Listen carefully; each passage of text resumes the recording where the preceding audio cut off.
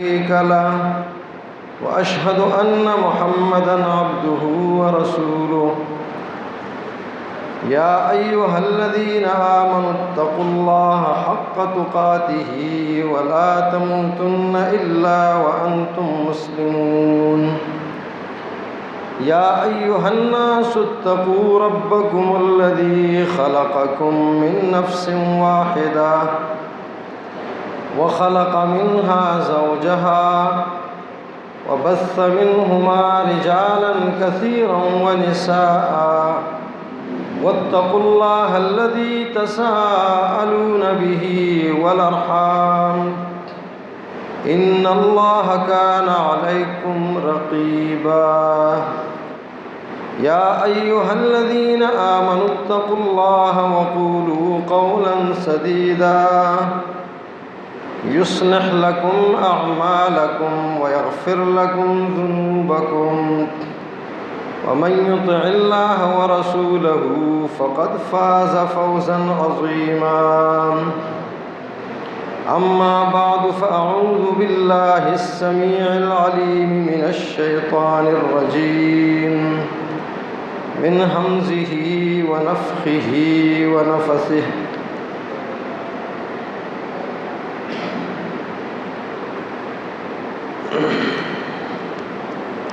كتاب أنزلناه إليك مبارك ليدبروا آياته وليتذكر أولو الألباب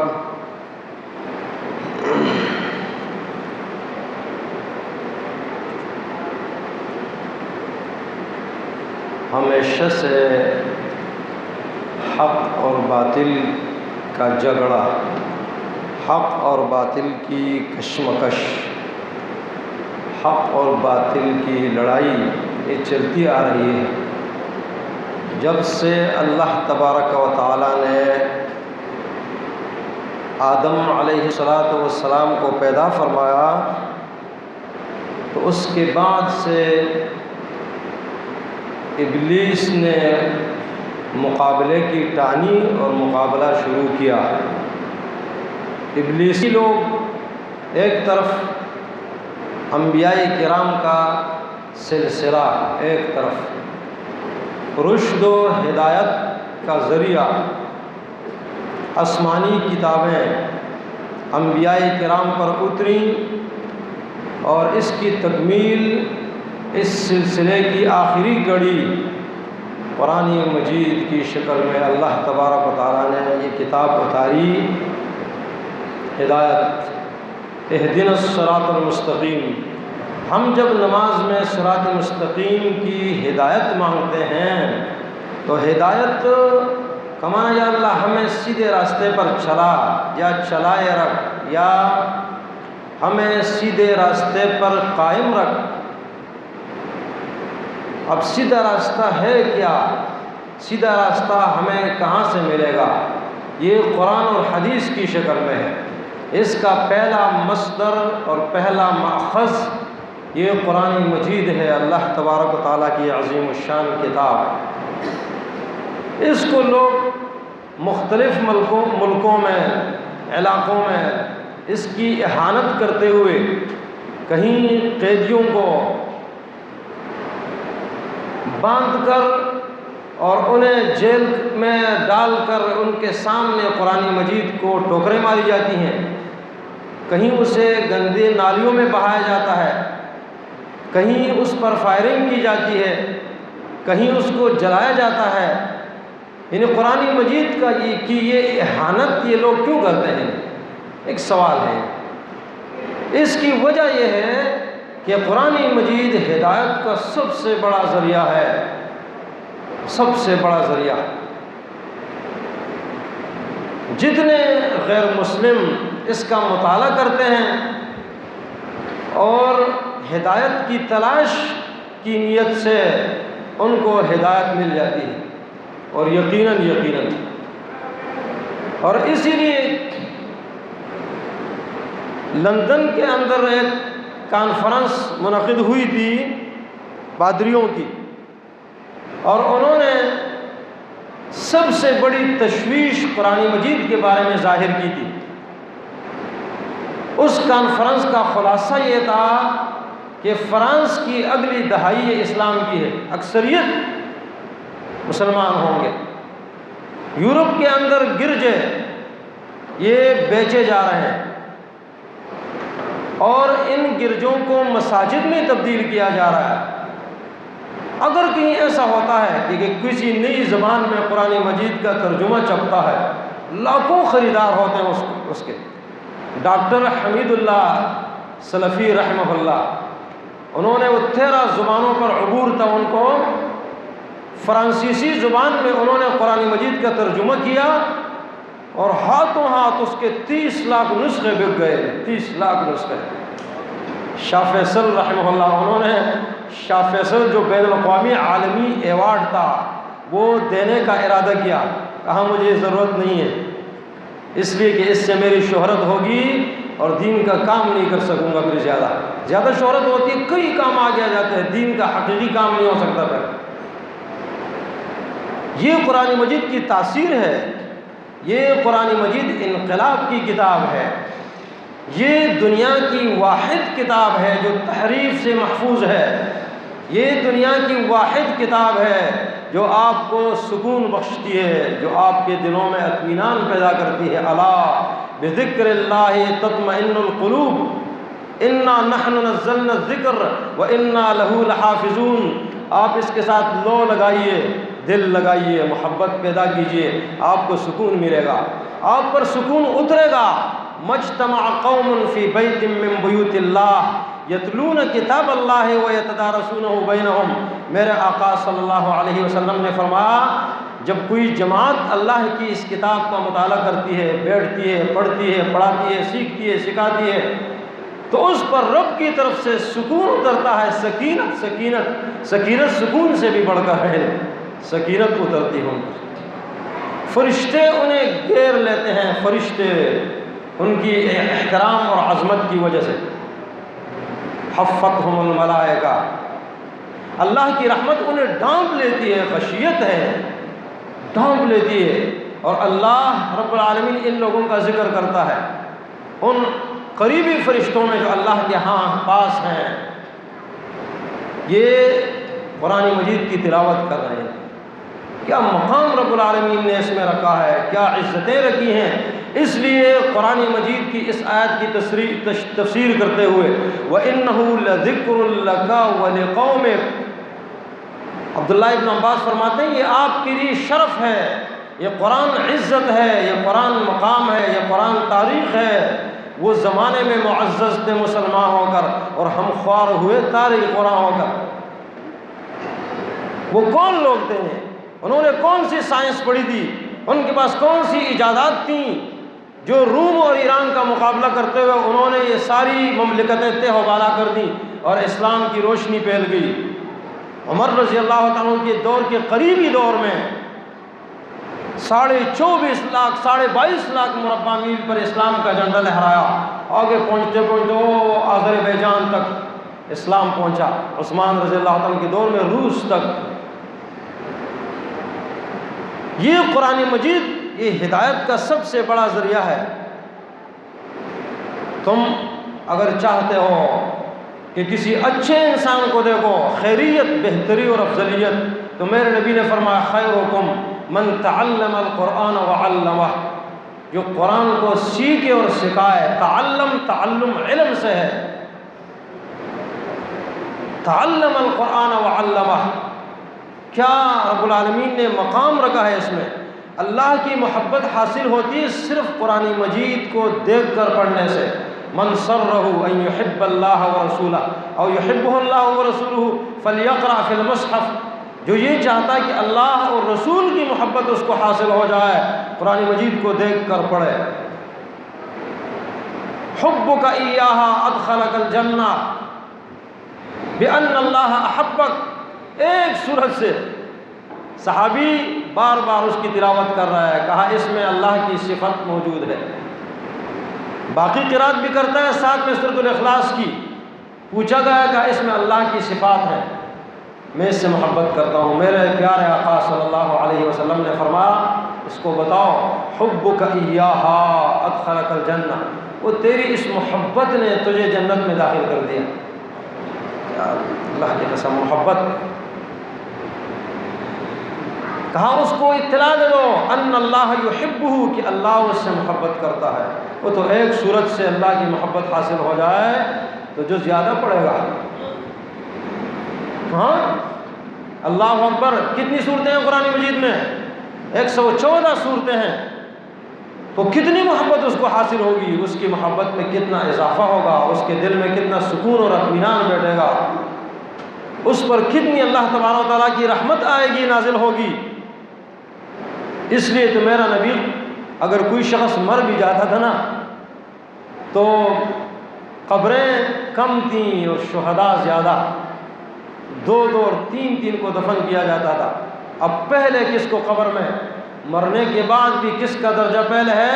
میرے نبی نے فرمایا پوچھ ایہم اکثر اخذا للقرآن، قرآن کس کو زیادہ یاد ہے، قرآن مجید کون زیادہ پڑھتا ہے؟ اخذ کئی معنوں میں ہے، قرآن مجید کا پڑھنا، سیکھنا، حفظ کرنا، یہ سب باتیں اس میں داخل ہیں۔ ایہم اکثر اخذا للقرآن، وہاں قیامت تک سلسلہ چلتا ہے، وہاں بھی شفیعا لاصحابہ، میرے نبی نے فرمایا کہ جو قرآن پڑھے گا قرآن اس کی سفارش کرے گا۔ جب قرآن سفارش کرے گا، اللہ کا کلام ہے، جہنم میں کیسے جائے گا؟ اس کی قدر کرو۔ کیا جلائیں گے لوگ قرآن کو؟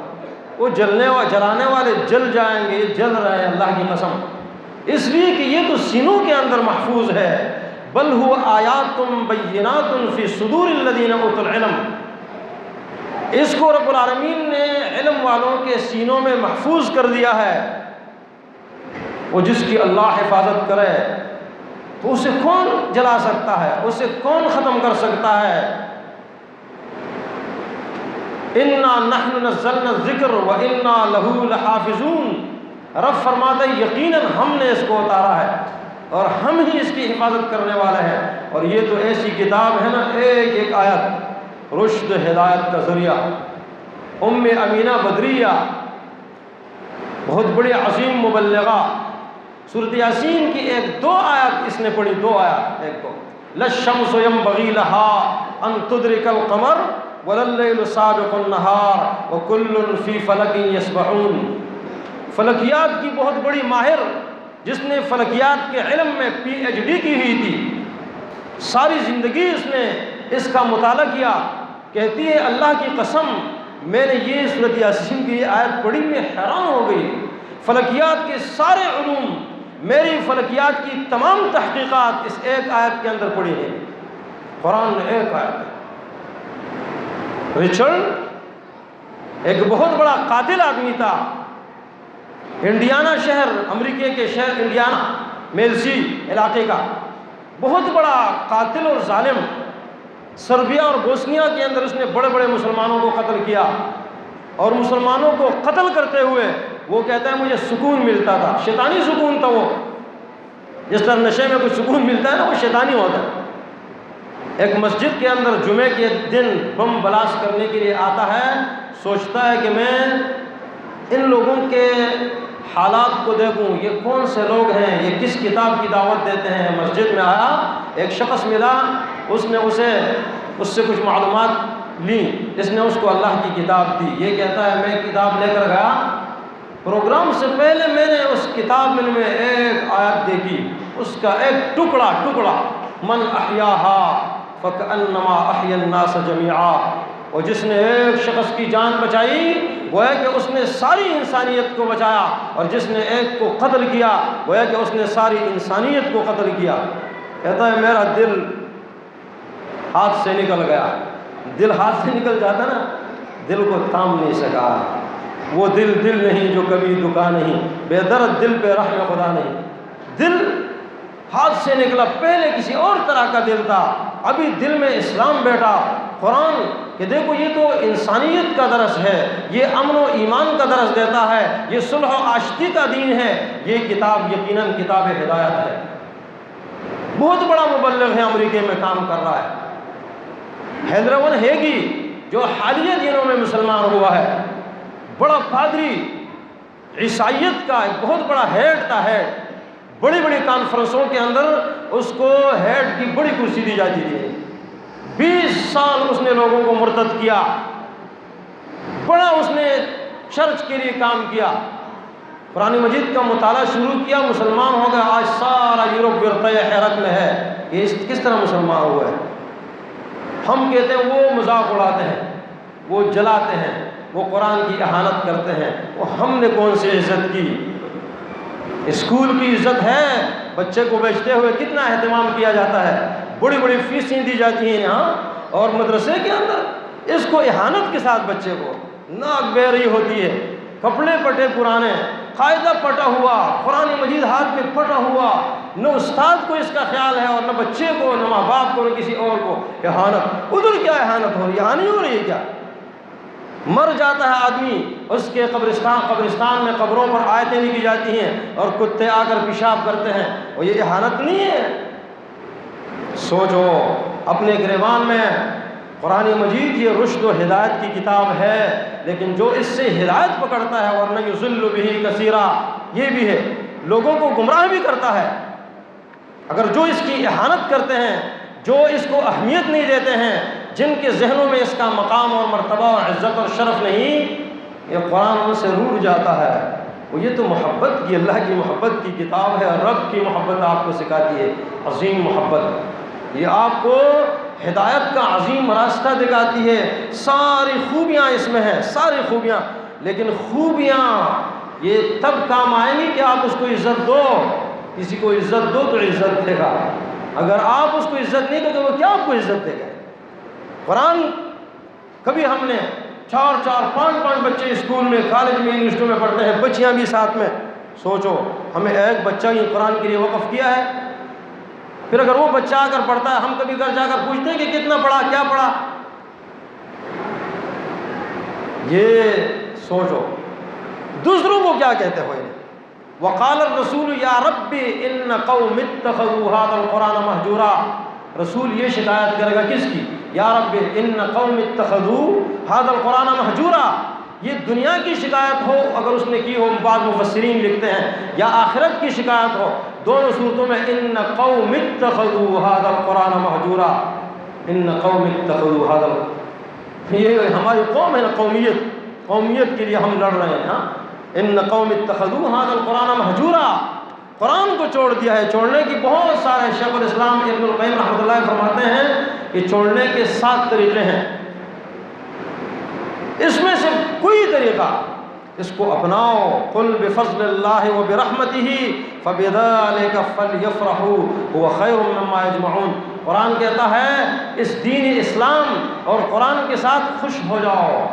الفرح باللہ وبالقرآن من اعظم مقامات العارفین. شیخ فرماتے ہیں کہ قرآن مجید پر خوش ہونا، اللہ کے دین کے ساتھ خوش ہونا، اس کے ساتھ محبت، فرح، من اعظم مقامات العارفین. جو اللہ کو جاننے والے لوگ ہیں ان کے بڑے مقامات میں سے ہے، بڑا اونچا درجہ. اور جو اس کو کچھ نہیں سمجھتے اس کو لا تمدن عینیک الی ما متعنا به ازواجا منهم زہرۃ الحیات الدنیا لنفتنهم فیہ. علماء بھی ہوں گے، دیگر بھی لوگ ہیں، وہاں اتنی تنخواہیں، وہاں یہ سلسلہ ہے، بڑی بڑی بلڈنگیں انہوں نے بنائی ہیں، بڑی بڑی گاڑیاں ہیں، کاریں ہیں. وہ کیا ہے؟ سارا یہی رہ جائے گا. آپ کا سلسلہ تو ایسا ہے کہ یعنی انبیاء کرام کا سلسلہ ہے. لم یورثوا دینارا ولا درہما. دینار اور درہم انہوں نے میراث میں نہیں چھوڑا. انما ورثوا العلم والحکمہ من اخذها اخذ بحظ وافر. بڑی قسمت یہ قرآن مجید کی تعلیم ہے، اس کا علم ہے. من اخذها، وہ تو بدبخت لوگ ہیں، انہوں نے قرآن مجید سے ہدایت نہیں سیکھی. ان کا معاشرہ اللہ کی قسم اتنا بگڑ چکا ہے کہ کوئی بیٹا باپ کو نہیں جانتا، باپ کا پتہ نہیں کہ یہ اس کا بیٹا کون سا ہے. DNA کی ٹیسٹ اور یہ قسم و قسم سلسلے چل رہے ہیں. باپ اور ماں اگر بوڑھے ہو جاتے ہیں اولڈ ہاؤس میں ڈال دیا جاتا ہے. خدمت کا سلسلہ ختم، رشتوں کا سلسلہ ختم، نسب کا سلسلہ ختم. وہاں تو بے حیائی ہے اور سارا فری معاشرہ ہے، گندا. بس وقتی معاملات ہیں. کوئی بھی عورت ہو یہ بازار کی عورت ہے، اور کوئی حقیقی محبت جو نکاح سے ملتی ہے وہ چیز ختم ہوتی جا رہی ہے. بالکل وہ خود اپنے معاشرے سے پریشان ہیں، اور ان کے جو لوگ ہیں انہوں نے اپنی کتابوں کے ساتھ کیا وہ تو اتنے بدبخت ہیں کہ انہوں نے اپنے انبیاء کرام کو نہیں بخشا. ان کی کتابیں بائبل، یہ عہد نامہ جدید اور قدیم سارا کا سارا انبیاء کرام پر الزامات سے بھرا ہوا ہے.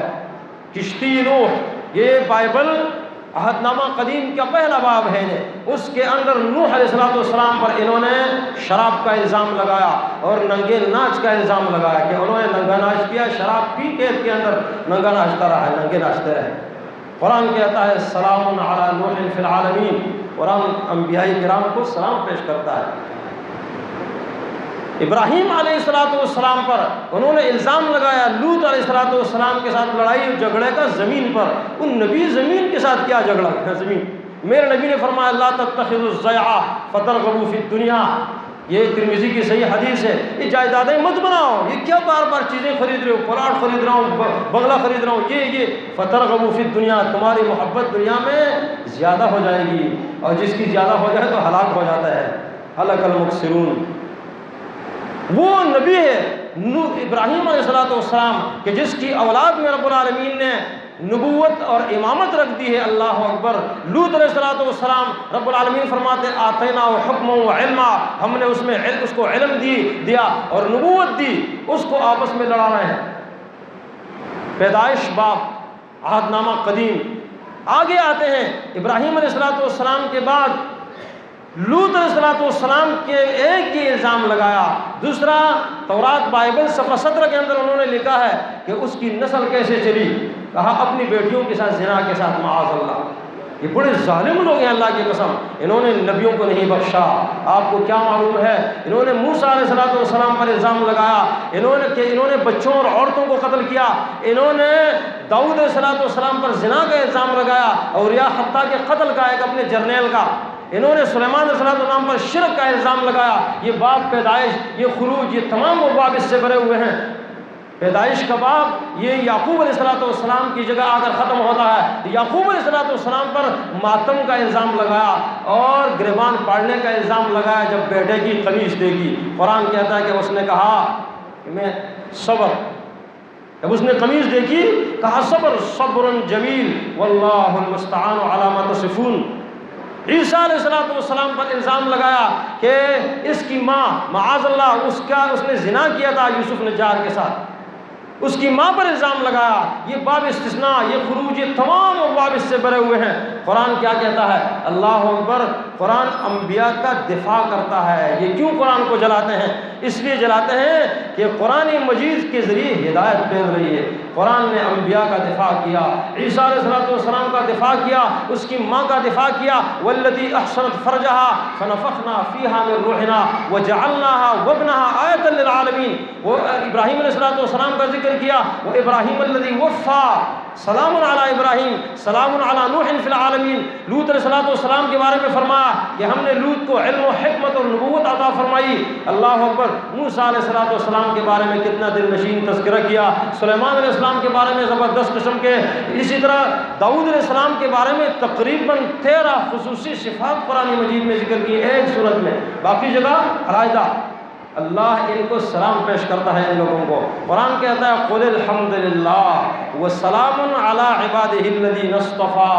یہ تو اللہ کی چنی ہوئی مخلوق ہے، وہ اللہ کے منتخب مخلوق ہے، یہ برگزیدہ مخلوق ہے. ان پر سلام ہو. وہ اللہ جنہیں سلام پیش کرے. اللہ اکبر. ومن آبائہم وازواجہم وذریاتہم واجتبیناہم وہدیناہم الی صراط مستقیم اہدنا الصراط المستقیم. اور رب العالمین نے ان کی بیویوں کا تذکرہ کیا، بعض کو چھوڑ کر ان کی اولاد کا تذکرہ کیا. وہ سب کی رب العالمین نے تعریف بیان کی. یہ اس لیے قرآن کو جلاتے ہیں کہ قرآن انبیاء کی عزت کرتا ہے، قرآن اچھے لوگوں کی عزت کرتا ہے. قرآن لوگوں کے لیے رشد و ہدایت کا سب سے بڑا ذریعہ اور تحریف سے محفوظ واحد کتاب ہے. اس کی قدر کیجئے، اپنے بچوں کو تعلیم دیجئے، اس کے لیے تھوڑا سا وقت نکالیے. انشاءاللہ آپ دیکھو گے اس کی چاشنی، اس کی مٹاس، اس کی لذت اور اس میں جو سکون اللہ نے رکھا ہے. اللہ تبارک و تعالی ہم سب کو توفیق عطا فرمائے. اقول قولی ھذا